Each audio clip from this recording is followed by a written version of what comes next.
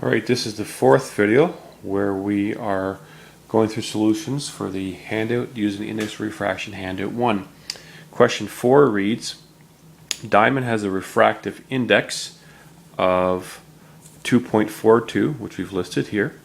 If you shine light into a diamond at an angle of 30 degrees, so we have an angle of incidence of 30 degrees, what will be the angle of refraction? So we're trying to find sine r. So we're trying to use a triangle, cover up sine r, and you notice that the form of the formula you're supposed to use is sine I over n. Algebraically, how do you get there? We need to isolate sine r by itself. So we want to start that process by multiplying both sides by sine r. So on the right side here, that will cancel. And what you are left with is sine r times n equals sine I. Now we still haven't isolated sine r yet. So what we want to do is divide both sides by n. And what will happen is n's will cancel on this side. And we're left with sine r equals sine I over n. And that's exactly what we saw with the triangle.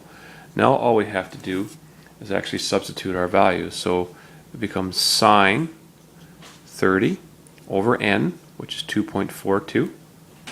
Okay, and plug those values into our calculator. So again, press sine, then 30, and we get a value of 0.5, and that's over 2.42. Okay, and divide 2.42 into 0.5, and we get a value of 0.2066, which we're going to round to 0.207. So sine r, okay, equals 0.207. But now we have to actually find the value of r.